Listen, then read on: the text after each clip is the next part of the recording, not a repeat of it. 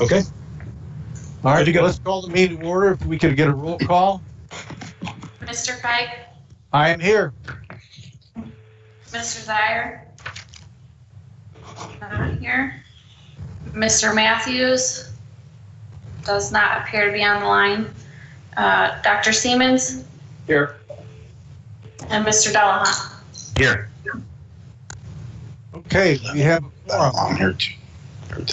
We have the meeting minutes. You should have the meeting minutes from the June 18th meeting. Gentlemen, what's your pleasure? I'll move that we accept the meeting minutes as written. I'll second that motion. Okay, we have a motion and a second. Any questions on that motion? Hearing none, all those in favor? Well, before we do that, Mr. Zire just joined us. Kevin, we have a motion to approve the meeting minutes. I would second that motion. He seconded and third that. Okay, we have a motion and a second. All those in favor say aye. Aye. Aye. Opposed? Hearing none, minutes are approved. This is an adjudication hearing to hear two items, so I need to swear in those people who are going to be giving testimony. So if you could raise your right hand so I can see you in the TV there somewhere. You solemnly swear to tell the truth, nothing but the truth to help you God, and so say I do. I do. Okay, you are all sworn in. The first item on the agenda is 250 East Market Street, an area variance. Variance is for zoning code 1143.08C to allow a marquee sign that is 55 square feet, whereas the zoning code permits 30.75 square feet. The property is in the downtown business district, and we have a staff report. Tom, do you have anything additional that you want to add? Thank you, Mr. Chairman. Just to go over the staff report quickly, we also have Ryan Brady here from Brady Signs, who is the applicant for the project. As I'm sure you all are familiar with, this is the new BGSU Cedar Fair Falcon Point Loss Facility. The signage has been proposed that also does need design review approval. So this is for the size of the marquee sign. The size, as you see, is shown there. It's for a 55-foot marquee sign. The reason the allowable signage is 30.675 square feet because in the design review district, any projecting sign can only be 25% of the building face. So outside the district, this, if we're just a black down, it would be allowed to be 122.7 square feet.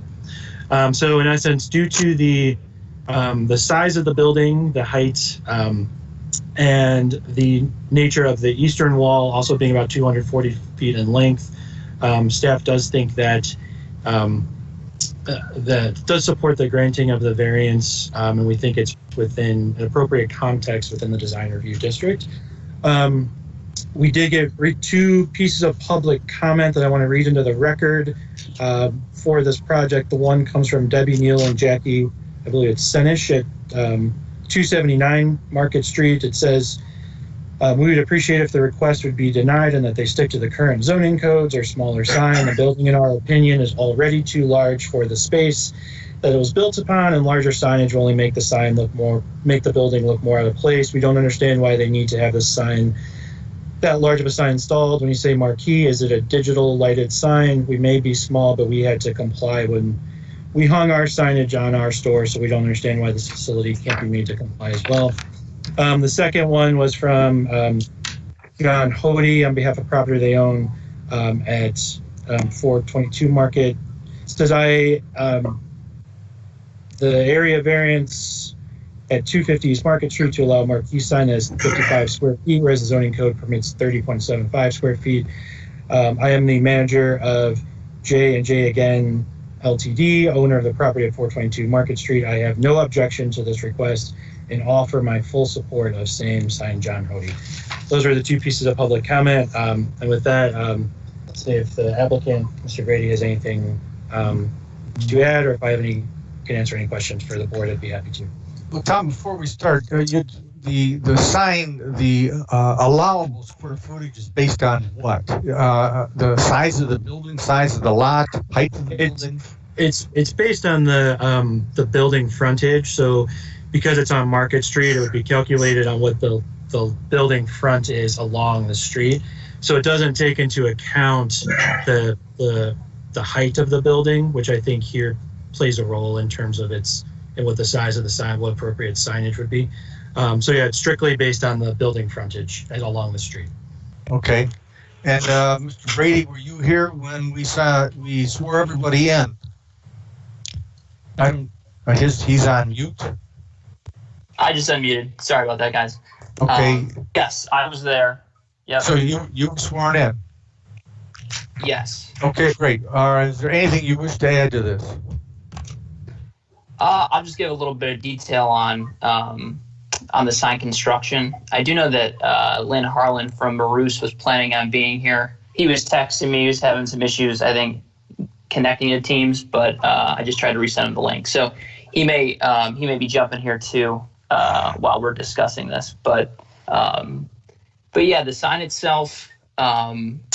So we are basically what we did is we're trying to utilize. They had a structure pre-built that's actually tied into the building that is essentially the size of the sign. So really, what we're doing is we're taking that structure and we are building 2 single-face cabinets that are going to basically sandwich the existing structure that are there.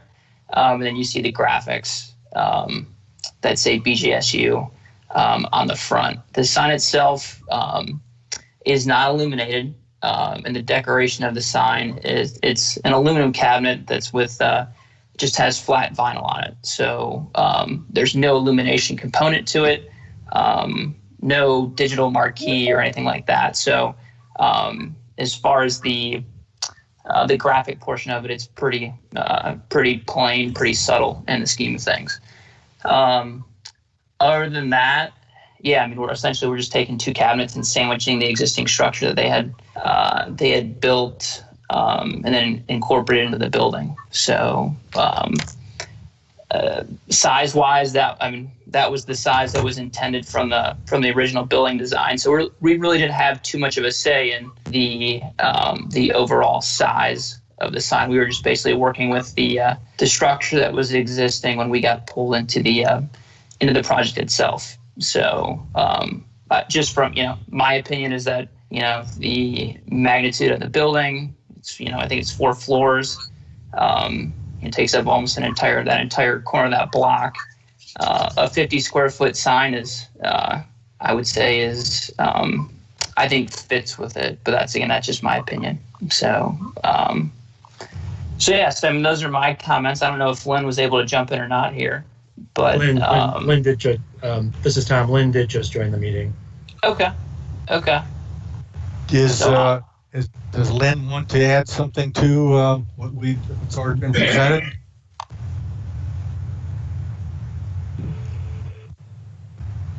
Is that a yes or no? I don't hear anything.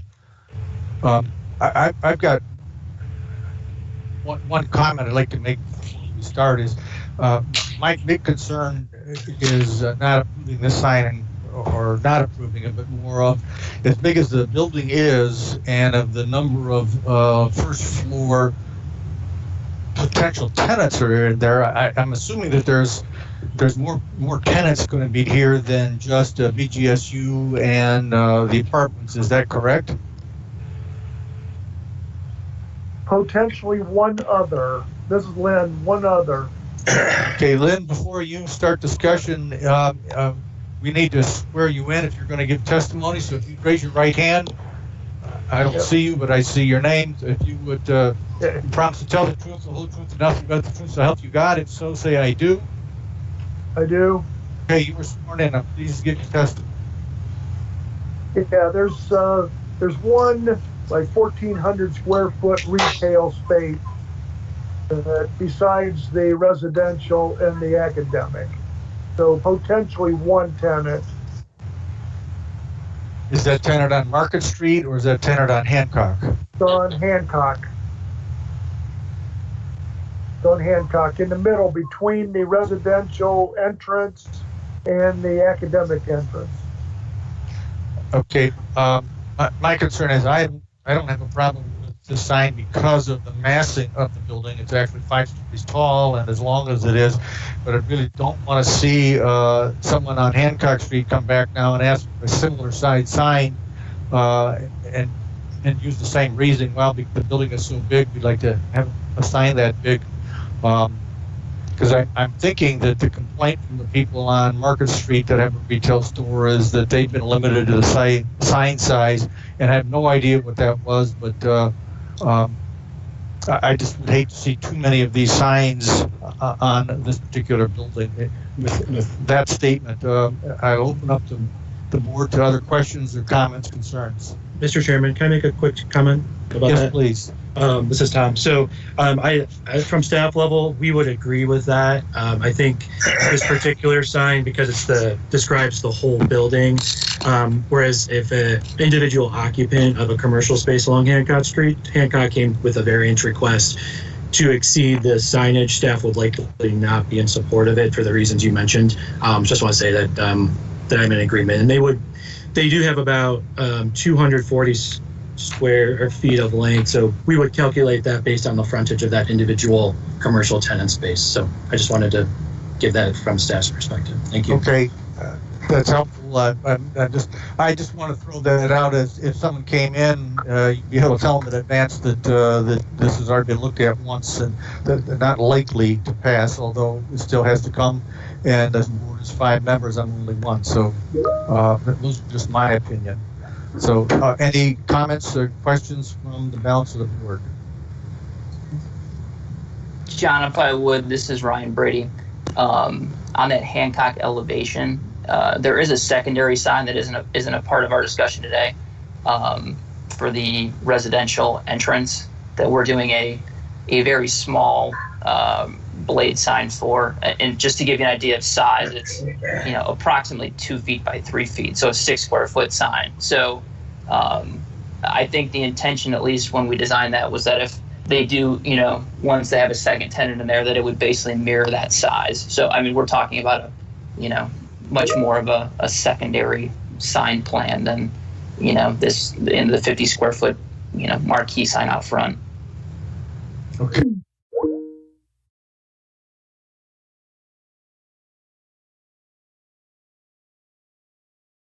The sign for the scale fits with the scale of the building, and I agree with the comments on any further signage.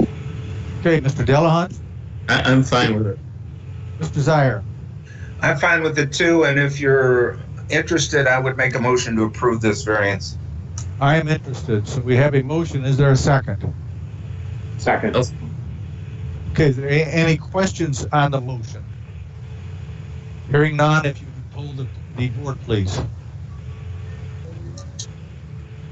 Mr. Fike, I'm going to abstain. Mr. Zier, Yes. Mr. Matthews, I forgot is not on the line. Dr. Siemens, Yes. and Mr. Delahunt. Yes. That variance is approved. Back to the top here. The next item on the agenda is 831 Cedar Point Road. It's a floodplain variance. It's a variance of zoning code section 1157.04E2 to allow construction in addition to a garage at 0.82 feet above base flood elevation, where zoning code requires 2 feet. We have the staff's report. Is there anything additional you wish to add? Thank you, Mr. Chairman. There are a couple additional pieces of information that staff would like to add, just to give a general context for the area we're talking about here at 831 Cedar Point. Is pictured here. It's single-family zoning. Here you can see an image of the FEMA floodplain map with the property shown with the red dot there.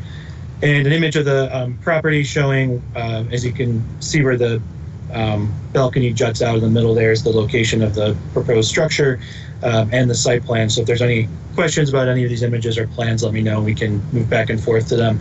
I would like to invite Josh Schneider from our Division of Engineering to add additional comments, as the floodplain process is managed through our engineering division, and he can give just a little bit of additional context to the application. And if Josh is there. Looks like he's muted. Yeah, there we go. I'm here. Thanks, Tom. So this, a lot like many other additions done along Cedar Point Chaussee,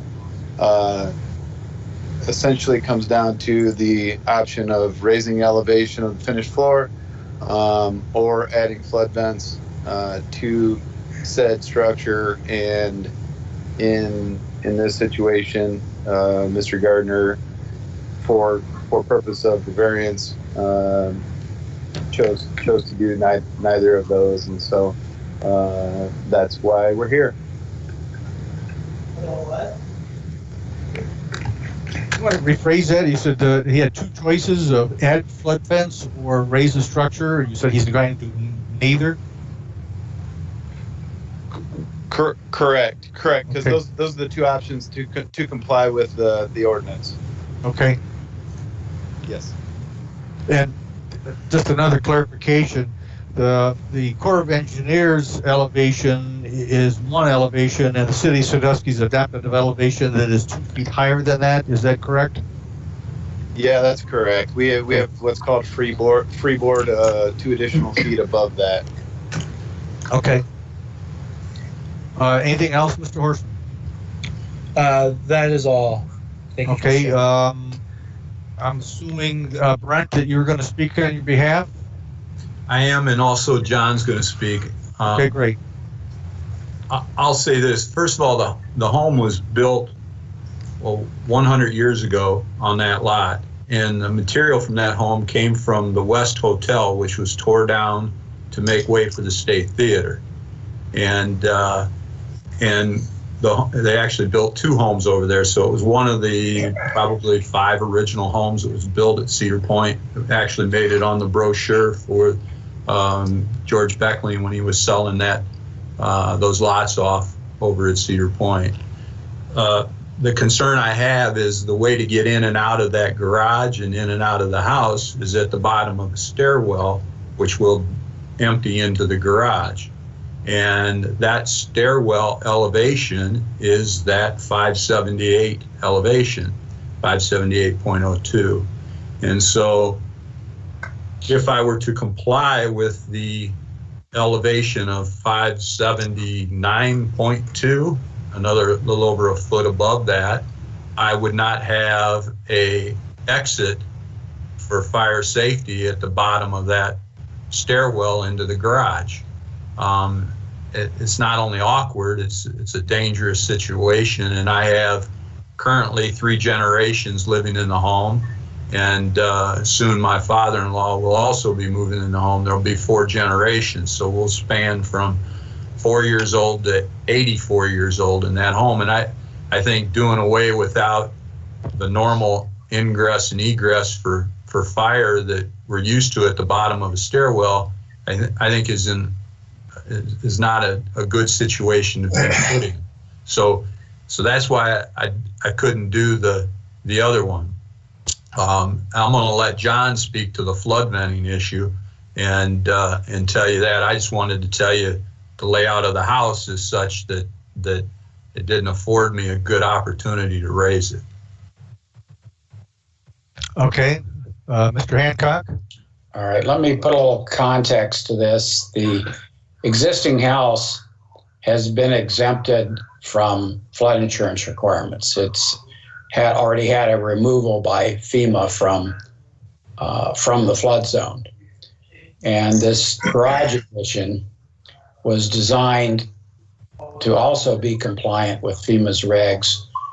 And we will be submitting for a letter of map revision based on fill for the house and the garage addition when it's completed. And we feel that we meet FEMA regs and can get the entire project removed from flood insurance requirements. With that, it's kind of moot that we're even talking about meeting city floodplain regs, except the city has to sign off on any request to FEMA. So we want to make sure we're compliant with the city and get this variance, and then Josh can sign off on everything and we'll be fully compliant from a floodplain standpoint. What this garage is an enclosure below a finished floor. That's both as defined by FEMA and by the city. And the difference here, we have some variance between requirements and FEMA requirements.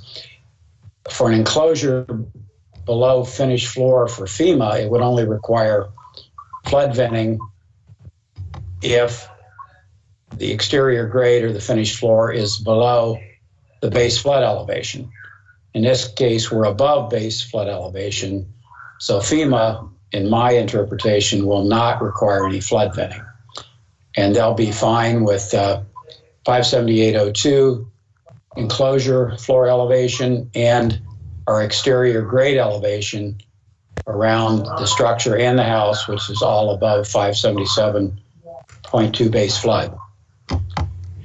The city only defines, in 1157, only defines an enclosure below the finished floor. And finished floor in our case is the upper floor of this structure. Only defines that an enclosure has to have flood venting. And it's kind of silly to require flood venting when, seems to me, when the finished floor is above the base flood anyway. So we're into a little bit of difference between interpreting FEMA's regs with the city regs and making sure this is in compliance with FEMA, but still being in compliance with the city regs. And it's not absolutely compliant with the city regs, so we're in here for a variance to for this finished floor elevation to clear all that up. Is that sufficiently complicated enough? Sure. A question, and I'm not sure, John, maybe you're the one to answer this.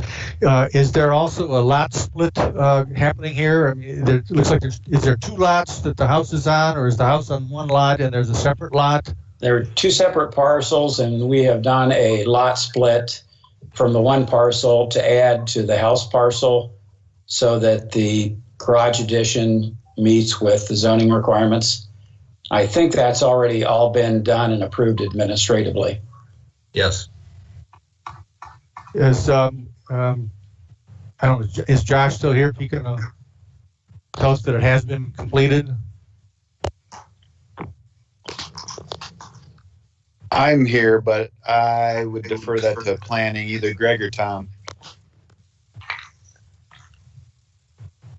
Tom, do you know if that's been approved? Thank you, Mr. Chairman. I, to my knowledge, I believe it has been updated. I will double check, but to my knowledge, that has been. It has. I signed the deeds the other day. I know it has. Okay, with that, is there any questions from the board? Dr. Siemens. I just want to make sure from the city's standpoint that there's no liability involved on our behalf for if there was a flooding situation. Can anybody answer to that? And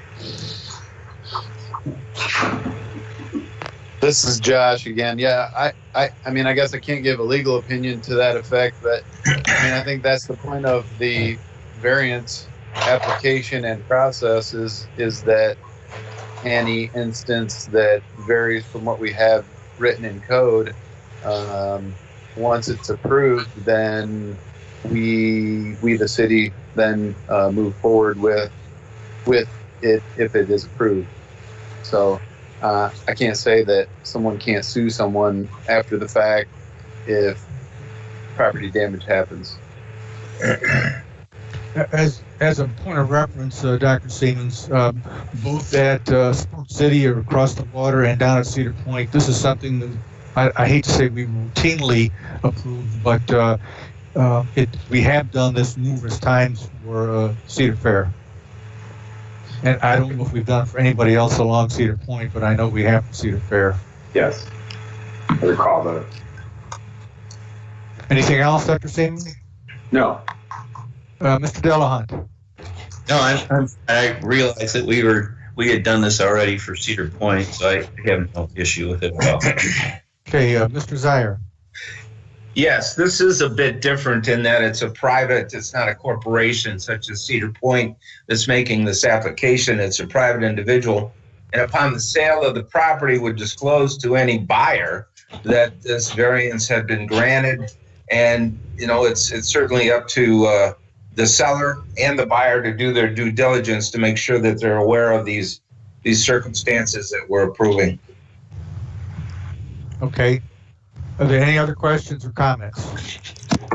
I request that we have a motion just to protect ourselves that if you guys, gentlemen, want to approve that, we approve it subject to the lot split being completed. It sounds like it has been. The people on the city side aren't sure, so if Mr. Chairman, we should be good. Mr. Chairman, this is Tom. It has been. Great, that's even better. Now we don't have to add that in. So a motion is in order. I'd like to move that we approve this variance. We have a motion by Dr. Seaman. We have a second. Yep. Second by Mr. Delahunt. Is there any questions on the motion? Hearing none, if you would call the roll. Mr. Delahunt, Yes. Dr. Siemens, Yes. Mr. Zier, Yes. and Mr. Fike. Yes, that variance is approved. Looking at Thank the you all. agenda, there's nothing else on the agenda that I'm aware of. Is there any other business? No, Mr. Chairman, other than just to announce our next meeting is scheduled for Thursday, August 20th. We have received 2 applications as of today. Today's the application deadline. So those will be the 2 applications that we'll have. And as of now, we will still be maintaining our meetings virtually on Microsoft Teams unless told differently between then. But that's all I have. Okay, I've got a question for an item that was on the agenda that has been withdrawn. It had the parking situation for the Yes. old Cardinal Foods. Yes. Can you explain that for us, please? Sure.